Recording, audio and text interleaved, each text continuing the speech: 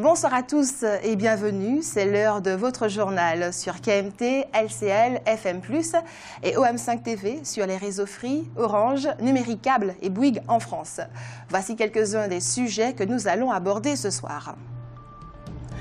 Hier, mardi, la réunion qui s'est déroulée entre Alfred Marie-Jeanne, le président du conseil exécutif de la CTM, et les transporteurs qui réclament la détaxe des carburants, s'est achevée dans une ambiance assez explosive. Le club Med 2, prestigieux paquebot à voile, a fait escale il y a quelques jours à Saint-Pierre.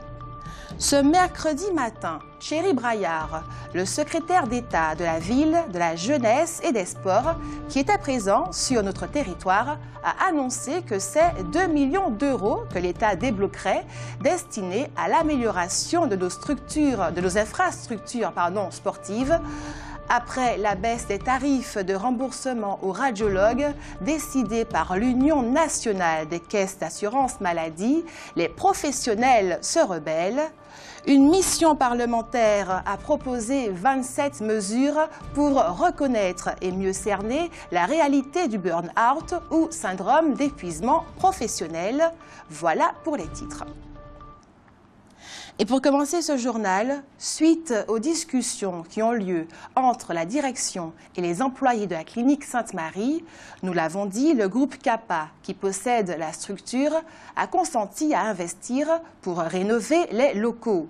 Les salariés bénéficieront dès le 1er mars d'une augmentation de 100 € de leurs revenus, à quoi s'ajoute une prime exceptionnelle de 150 €. En revanche, il a également été annoncé que, faute de pouvoir trouver du personnel en nombre suffisant, en particulier des gynécologues, le service maternité de la clinique serait bientôt définitivement fermé après 50 ans d'activité.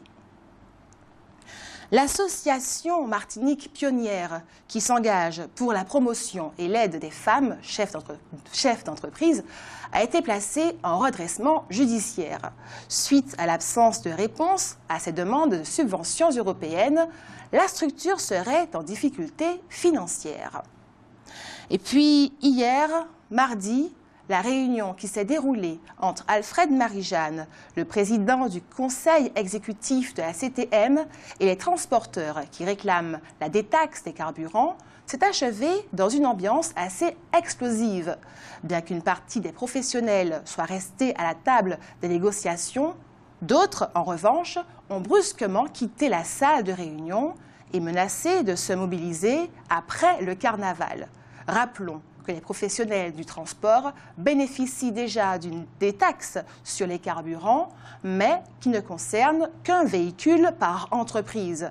Ils souhaiteraient donc la voir étendue à l'ensemble de leur flotte.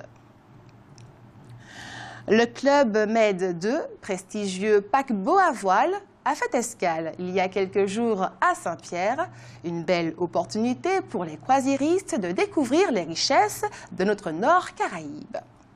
Le saviez-vous, dans les années 80, les ateliers et chantiers du Havre ont fait une entrée remarquée sur le marché du paquebot en mettant au point un navire qui réunissait les techniques du passé et celles de l'avenir. Un bateau d'un nouveau type propulsé par des voiles entièrement automatisées. C'est en effet dans leur bureau d'études que sont nés les paquebots à voile de la série des Wind. Ils seront suivis quelques années plus tard par les 2 plus grandes unités de ce type jamais construites au monde, les fameux 5 mâts Club Med 1 et 2. La semaine dernière, nous étions à Saint-Pierre pour assister à l'arrivée du prestigieux Club Med 2, donc. Le paquebot à voile a en effet fait escale chez nous. Une excellente opportunité pour Saint-Pierre, selon Christian Raffa, le maire de la commune. Cette journée importante a permis, en accueillant plusieurs dizaines de touristes, de montrer l'intérêt de la municipalité pour l'économie de loisirs et plus particulièrement le tourisme de croisière. Saint-Pierre est aujourd'hui encore une ville très attractive par son histoire riche et complexe, une ville patrimoine, berceau incontournable de la culture martiniquaise.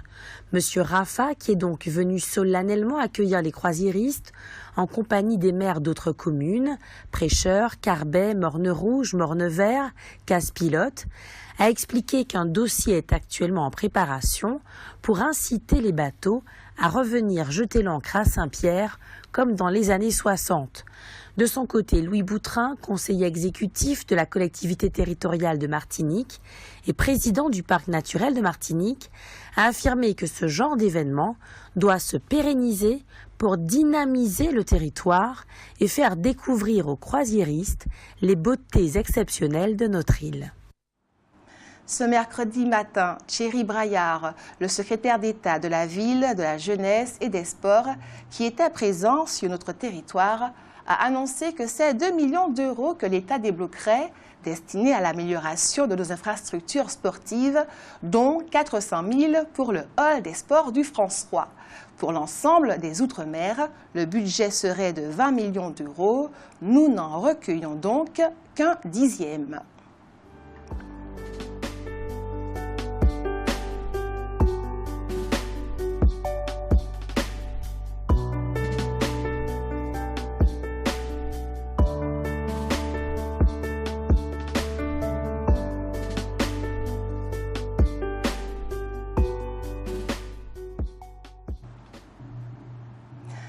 Conformément à leur engagement, la Société du Rhum Clément et la joaillerie Tournaire ont reversé 7 500 € chacune à l'association de lutte contre la drépanocytose. Il s'agit d'une partie des bénéfices réalisés sur la vente de la bouteille de rhum la plus chère du monde, dont nous avions déjà parlé. C'était un millésime de 1966, vendu dans une bouteille de cristal, couronné d'un bouchon en or serti de diamants. C'est un acheteur italien qui est parti avec le précieux objet pour la modique somme de 100 000 €. La zone du bac couvre une surface approximative de 11,5 hectares sur le territoire de la commune de Trinité, construite sur un terrain marécageux et sans aucune déclivité. Cette ZAC ne dispose pas d'un réseau d'assainissement adapté et connaît de nombreux dysfonctionnements. Cap Nord a décidé de venir, si on peut dire, au secours de cette zone. Et c'est sans doute une bonne chose, parce qu'on assiste dans cette zone du bac à une détérioration rapide des voies de communication. En septembre 2016, des travaux d'urgence ont été effectués pour réparer la chaussée qui était en très mauvais état. On a mis en place un tapis d'enrobé sur l'ensemble des voies. À la fin de cette année, une étude pour la requalification des VRD de la ZAC du bac et une étude de faisabilité relative à la création d'un accès complémentaire seront lancées. Il s'agira de mener une réflexion globale sur la requalification des voies et les différents carrefours limitrophes, matériaux, mobilier urbain divers. On réfléchira également sur les différents réseaux d'assainissement, la modélisation hydraulique, les ouvrages d'art, l'éclairage public, la signalisation, la gestion des différents modes de déplacement non mécaniques, piétons, vélos, etc. Cette période de réflexion qui s'intéressera également à la signalisation horizontale et verticale et à l'aménagement paysager de la zone devrait durer 2 ans. Malgré la volonté clairement affichée de Cap Nord, rien ne devrait véritablement bouger à la zone du bac à Trinité avant 2019. Depuis ce mercredi matin, le trafic automobile est considérablement perturbé sur la RN2 aux abords de l'Anse-Gouraud à Schœlcher, où la circulation n'est plus possible que sur une seule voie. En effet, par mesure de précaution, les équipes de la CTM sont intervenues pour renforcer un mur de soutènement fissuré près de la voirie. Le chantier ne devrait s'achever qu'à la fin de la période de carnaval.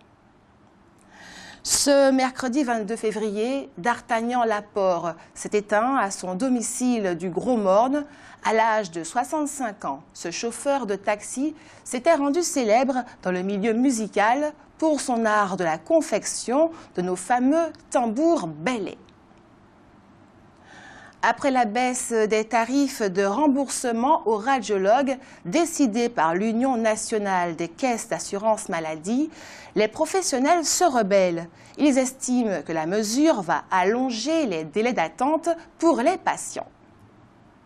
Vous le savez sans doute, il est généralement très difficile d'obtenir des rendez-vous chez le radiologue sans qu'il n'y ait bien souvent de longues semaines d'attente.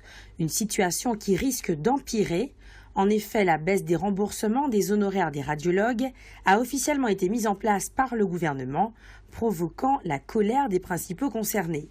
Ils prennent comme une attaque directe la baisse de leurs tarifs de remboursement. Délais de rendez-vous plus longs, fermeture de centres, la Fédération nationale des médecins radiologues menace de faire grève si cette mesure n'est pas retirée. Rappelons que les actes d'imagerie médicale représentent 4 milliards d'euros de dépenses de remboursement pour l'assurance maladie. Face à ce budget croissant, l'organisme a cherché à ajuster la grille forfaitaire et la pertinence des actes. C'est après 18 mois de discussion et sans aucun point d'accord avec les syndicats que l'Union nationale des caisses d'assurance maladie dit avoir pris la décision d'imposer de nouveaux tarifs de remboursement. L'organisme a donc décidé de supprimer une des majorations de tarifs spécifiques à l'acte de radiographie en vue de réaliser une économie de 34 millions d'euros. L'autre crainte des radiologues est l'augmentation du délai d'attente pour un scanner ou un IRM, affaire à suivre donc avec beaucoup d'attention. On entend de plus en plus parler de la question des réparations, des crimes, de la traite et de l'esclavage. Eh bien, peut-être que ce mercredi 22 février aura été l'occasion pour les militants de mener une nouvelle action en ce sens, puisqu'il s'agit depuis 1990 de la Journée européenne des victimes. Une mission parlementaire a proposé 27 mesures pour reconnaître et mieux cerner la réalité du burn-out ou syndrome d'épuisement professionnel. Si le burn-out est une réalité depuis longtemps, il n'est pas du tout considéré comme une maladie professionnelle. Alors qu'on soupçonne ce fléau de toucher des milliers de personnes, il n'existe encore aucune étude épidémiologique spécifique sur le sujet. Il est donc difficile aujourd'hui de prendre en compte cette nouvelle souffrance psychique et surtout de la prévenir. 2 députés viennent ainsi de formuler 27 propositions concernant le burn-out, affirmant que ce phénomène ne se limite pas aux personnes fragiles, loin de là.